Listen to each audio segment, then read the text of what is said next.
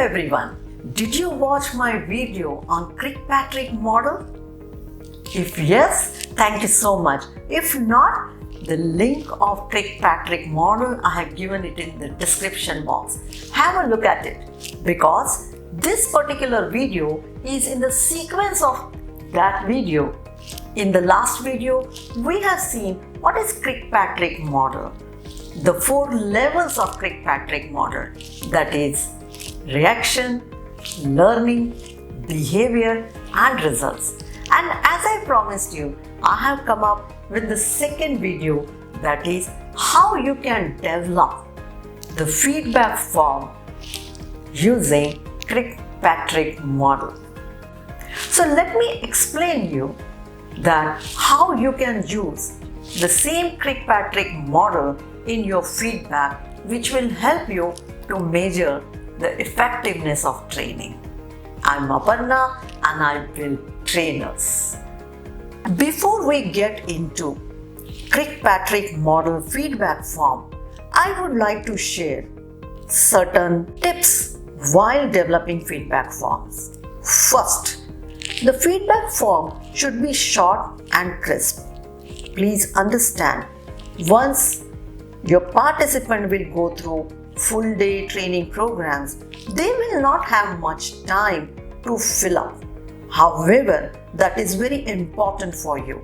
Hence, keep it short and crisp, which will not take much time of your participants, and you will also get the information which you want. Second tip is feedback form should be able to map the reactions and learning, because behavior and results will take little time to evaluate. Very important, feedback form should also be able to measure the training delivery, that is how the training was delivered. Let me tell you one most important tip, that is always take the feedback from the participants immediately after the training sessions. I have seen many people do it after 2 to 3 days. Believe me, when you complete your training program, that is the time participants will be on high on emotions. They feel that wow factor, and as a trainer, you need to map that reaction, because that is the wow moment you have created as a trainer. So do not send it after 1 day or 2 days. Give it to them immediately. Also, plan your training session accordingly. That means if your training is going to get over by 5 o'clock, I will suggest that start conducting your feedback and all other activities by 4:30, so that participants are getting time to go through each questions, express their reactions and learning properly.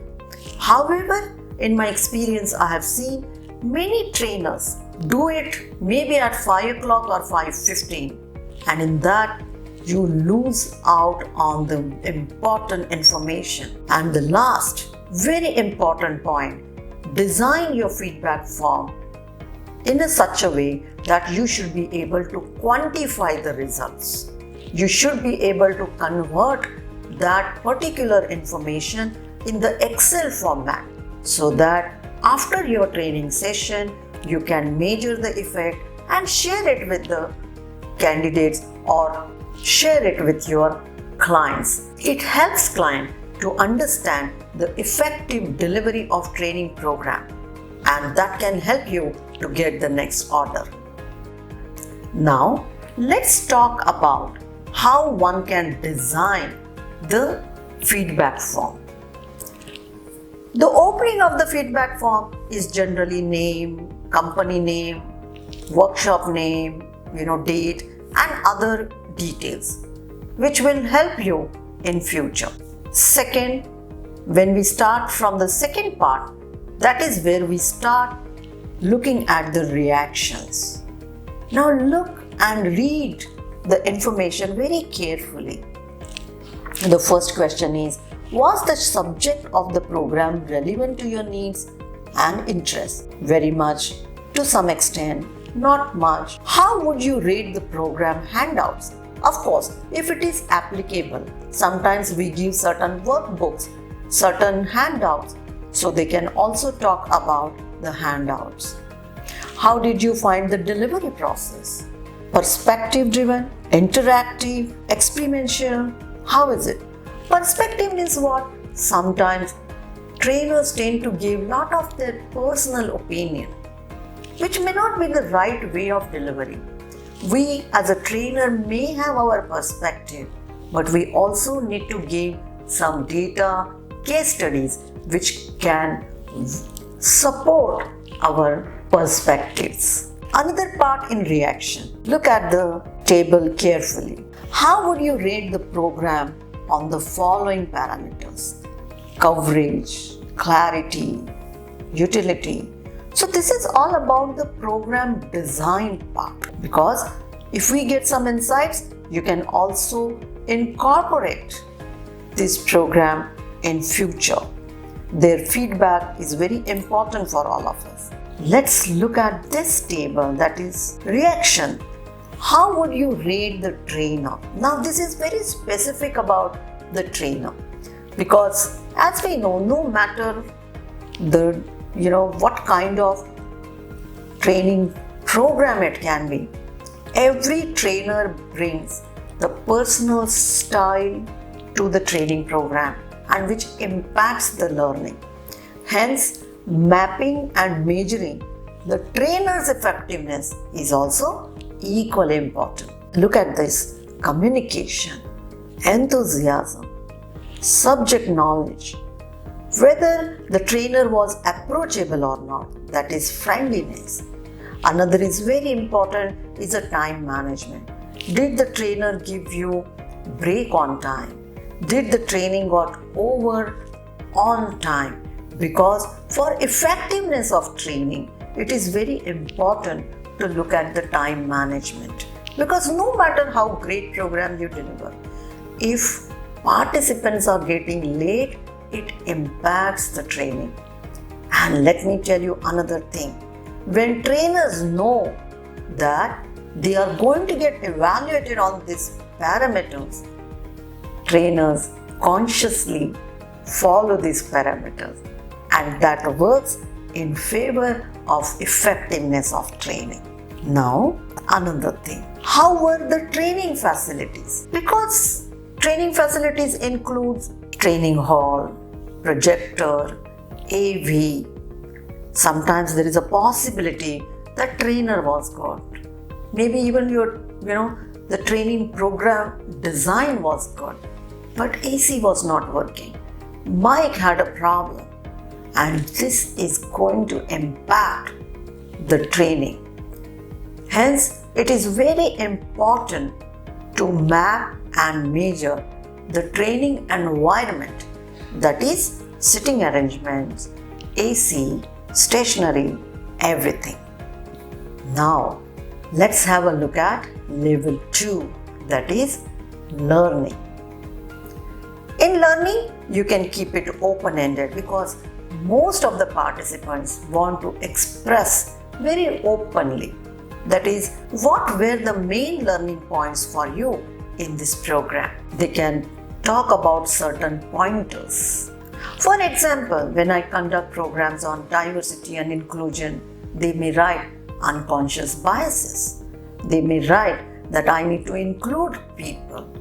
They may write that we all get unconsciously biased.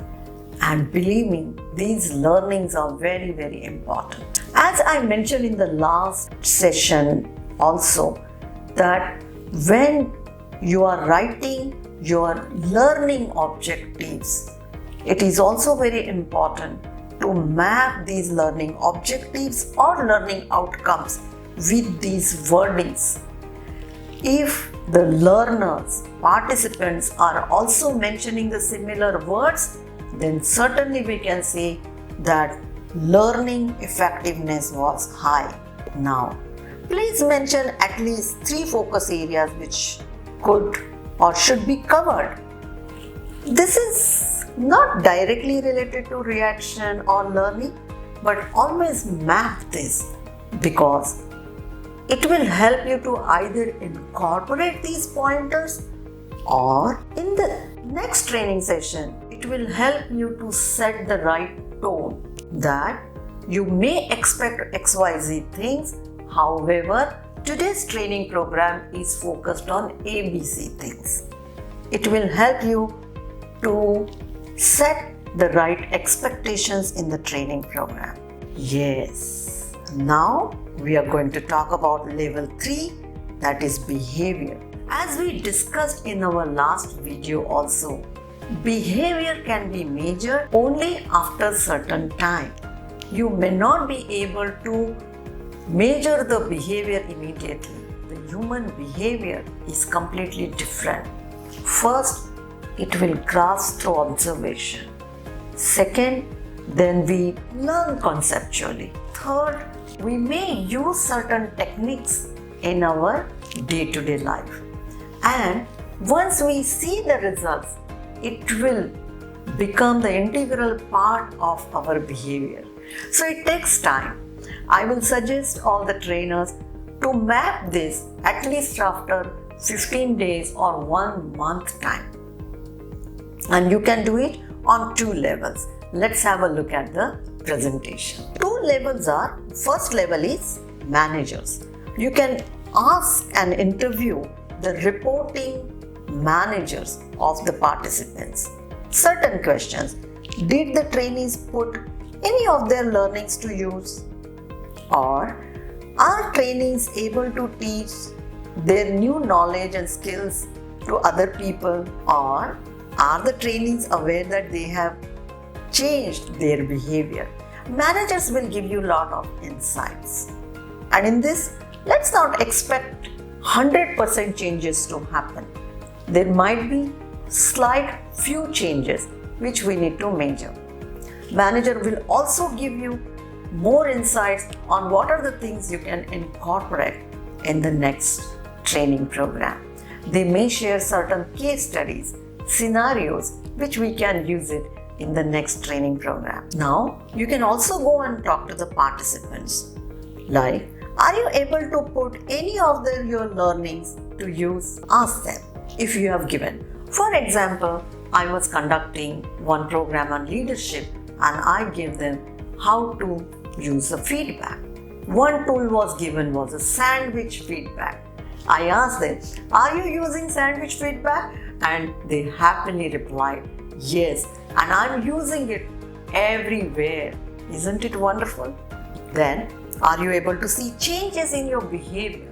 They will introspect and they will share whether they are able to see the changes in themselves or not. Now, let's talk about level 4, that is results. When you need to measure the results, it is very important for you to keep the parameters ready before even you deliver the training programs. Those parameters should be quantifiable more. For example, let's look at the presentation. Increased employee retention, increased production, higher morale, reduced waste, increased sales, and more. Fewer staff complaints, increased customer satisfaction. You need to keep some quantifiable parameters ready in advance. And I will suggest you need to evaluate these parameters after 1 year. Yes, you heard me right. 1 year. Let's not expect great magic to happen only in one training program. It will take a lot of time. Sometimes you also need to have frequent training interventions so that the company can achieve the desired results. So I hope you have got understanding about how you can develop your entire evaluation system of training using Kirkpatrick model. Level 1, reaction. Level 2, learning. Level 3, behavior. Level 4, results. If you have some more doubts, questions, feel free to get in touch with me. Send me personal message. Put your questions in the comment box. It will help me to give you more insights. Thank you so much.